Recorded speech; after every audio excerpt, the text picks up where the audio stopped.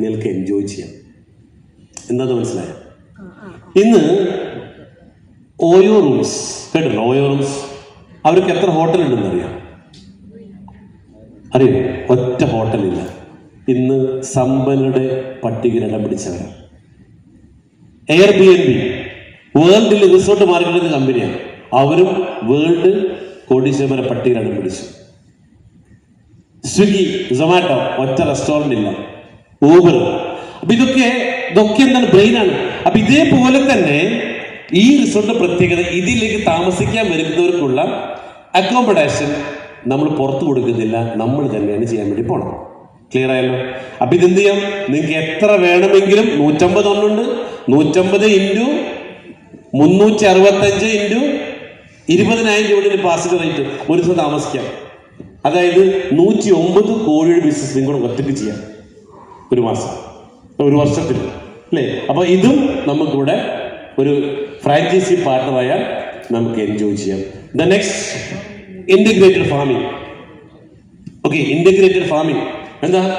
60ഓളം വരുന്ന farm കോട്ടേജുകൾ, vegetables, fruits, അല്ലെ? ഇതെല്ലാം ഇതിന്റെ ഒരു ഭാഗമായിട്ട് നമുക്ക് മാറാൻ പറ്റും.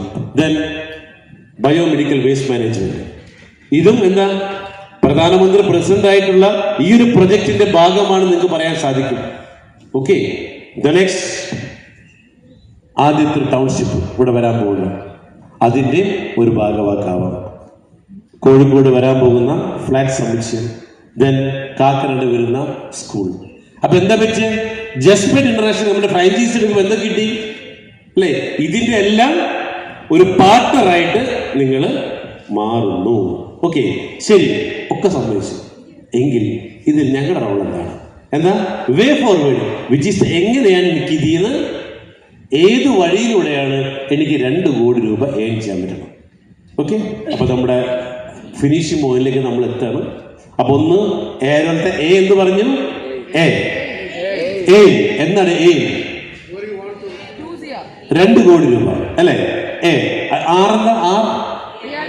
റിയാലിറ്റി. എവിടെയാണ് നമ്മൾ പഠിച്ചു?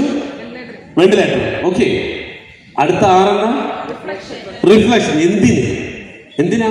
ഇൻവെസ്റ്റർ ആവാം, ഓപ്ഷൻസ്, ബിസിനസ് ഓണർ ആവാം. The last W, way forward, അതിലേക്ക് എങ്ങനെയാണ് എത്തിച്ചേരുന്നത്. അപ്പോൾ ആ 2 കോടി രൂപ എത്തിച്ചേരാനുള്ള മെത്തേഡാണ് 5x5x5x5 മെത്തേഡ്. ഓക്കെ, ഈ മെത്തേഡിലൂടെയാണ് നമ്മൾ അതിലേക്ക് എത്തിച്ചേരാൻ വേണ്ടി പോകുന്നത്.